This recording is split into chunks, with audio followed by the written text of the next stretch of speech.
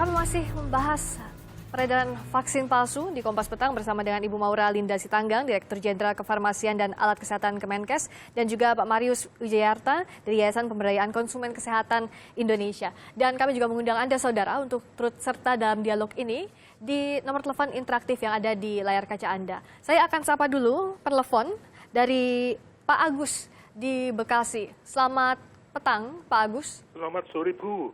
Ya. Silakan Pak Agus. Saya kira ada yang perlu diluruskan. Silakan Pak Agus. Dalam kasus vaksin palsu ini, Bu, kita kembalikan saja pada tugas fungsi dan pokok Badan POM. Oke. Itu ada di Kepres 103, seingat saya. Itu sudah beberapa kali diganti. Ini juga perlu untuk diketahui oleh Pak Marius. Ya, itu Kepres 103 itu sudah beberapa kali diganti. Seingat saya itu 6 kali diganti. Oke.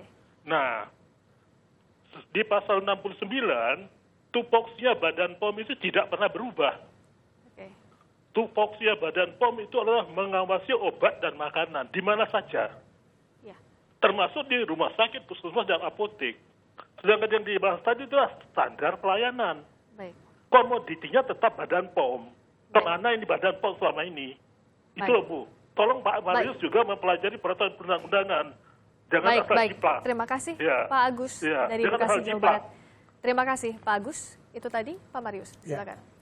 Jadi maaf saja Pak, bahkan DPR saja kemarin sudah meminta direvisi Permenkes yang menggunduli tupoksi yang seharusnya di Badan POM. Yaitu Permenkes 30, Permenkes 35, Permenkes nomor 58, dan terakhir masalah uji sampel Permenkes nomor 2 tahun 2016. Oke. Ya, di situ DPR sudah mengusulkan supaya 15 hari direvisi supaya kewenangan Badan POM tetap diberikan kepada Badan POM sesuai yang Bapak katakan tupoksinya. Ini kan masalahnya ada perubahan di Permenkes. Oke. Saya juga kebetulan kita juga buat posko dengan beberapa pakar-pakar hukum.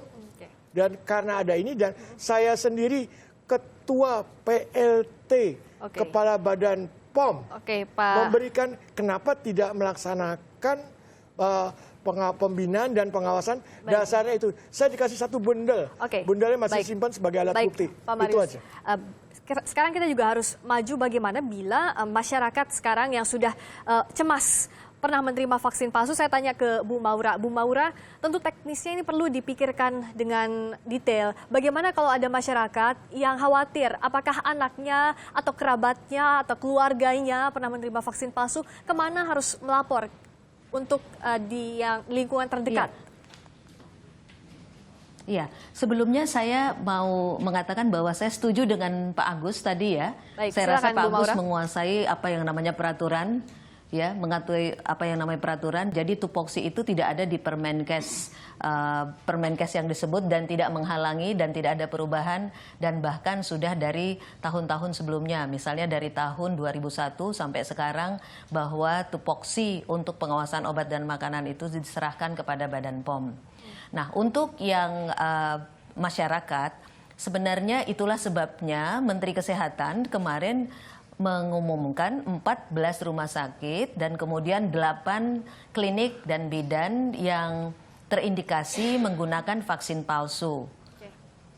Nah, dari vaksin-vaksin palsu itu berdasarkan pengujian laboratorium oleh Badan POM, lalu dilakukan pendataan sudah sampai di mana itu digunakan di rumah sakit atau di klinik tersebut, pada periode waktu kapan, dan siapa-siapa saja pasien yang sudah terkena atau terpapar vaksin tersebut, dan itu akan diumumkan sendiri dan sehingga masyarakat tidak usah bertanya-tanya lagi atau khawatir, tetapi dapat mengetahui dan memeriksakan dirinya ke rumah sakit tersebut ataupun kepada fasilitas kesehatan terdekat untuk diperiksa kasus per kasus dan diberikan vaksin ulang jika diperlukan sesuai dengan pedoman imunisasi. Baik, Bu Maura. Saya akan kembali lagi ke penelpon ke Pak Heru saat ini di Pamulang.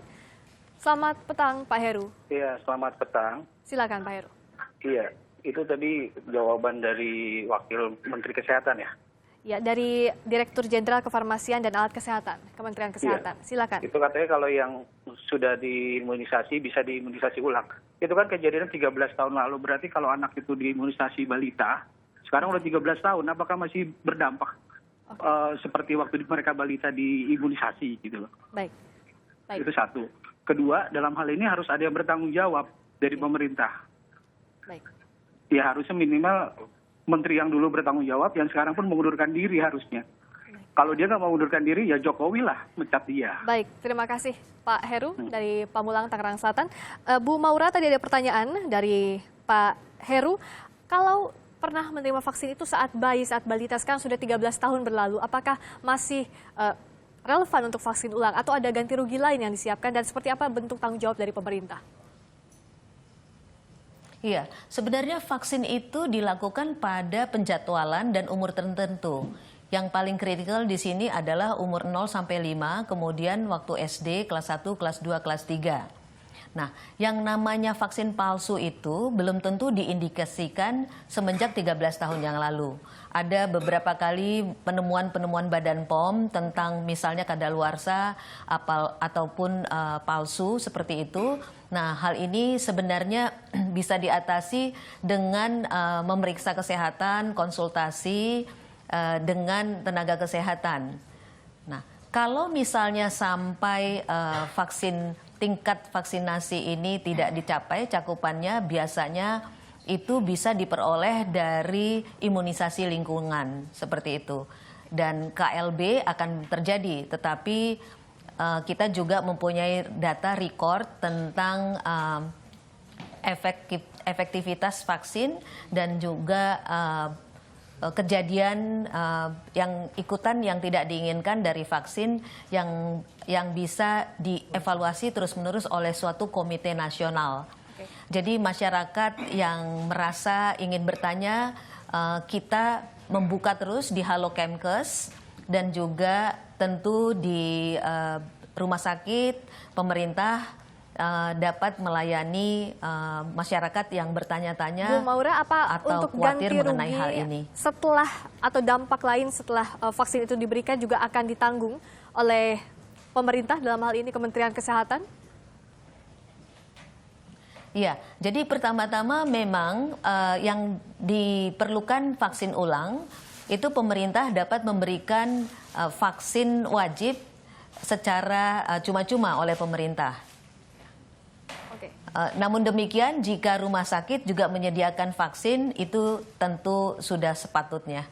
Baik, Bu Maura, kalau kita lihat, ini bukan hanya kasus vaksin palsu, kita lihat, saudara, belum usai kasus vaksin palsu ini, tapi di Palembang, Sumatera Selatan, Badan Pengawasan Obat dan Makanan menemukan serum anti tetanus palsu yang sudah beredar di klinik dan apotek di Palembang. Kita sudah bersama dengan rekan kami, Robi Ansyah, di sana. Robi, apakah peredaran serum ini memang sudah ditemukan di banyak tempat di Palembang?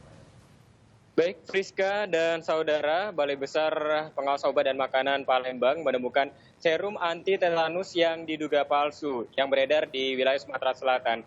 Dari hasil pemeriksaan yang dilakukan BPOM, ini mendapatkan serum dari 3 klinik dan 4 apotek yang berada di Palembang, Kabupaten Ogan Ilir, dan Kabupaten Banyuasin. Dan dari hasil penemuan serum anti tetanus yang diduga palsu ini, diketahui bahwa ini didapat dari Batu Raja, dari wilayah Batu Raja, Sumatera Selatan. Dan saat ini barang bukti berupa serum anti tetanus yang diduga palsu tersebut tengah dilakukan pemeriksaan uji coba laboratorium untuk mengetahui kandungan-kandungan yang terdapat di dalam serum anti tetanus yang diduga palsu tersebut. Dan selain itu juga pihak BPOM Palembang tengah melakukan koordinasi dengan pihak kepolisian untuk mengusut dan mencari tahu siapa oknum yang dengan sengaja melakukan pemalsuan terhadap serum tersebut.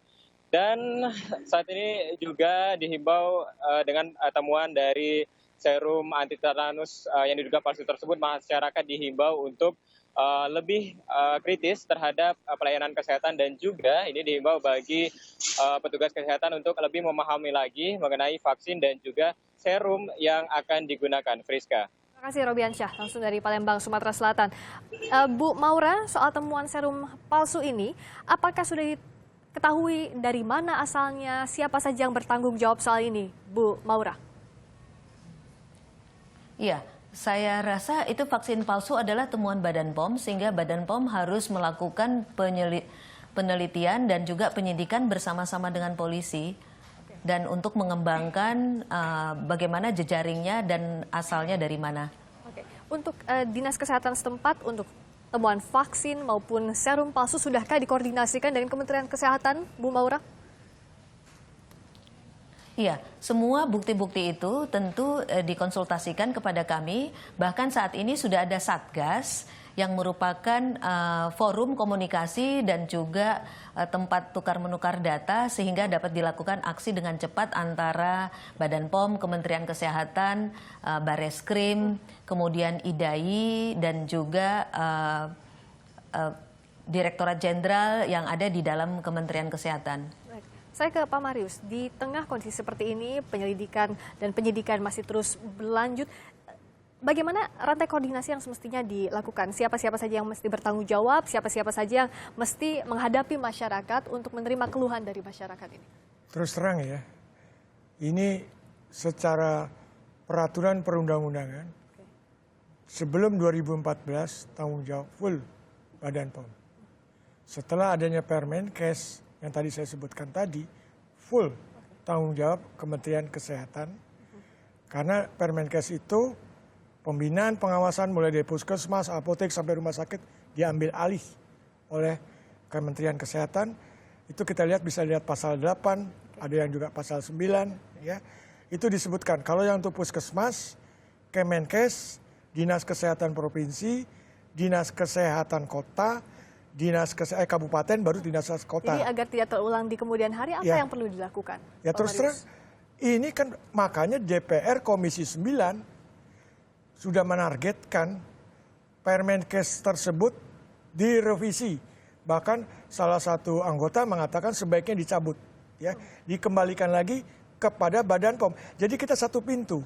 Kalau ada masalah, jangan lempar sana, lempar sini, ya.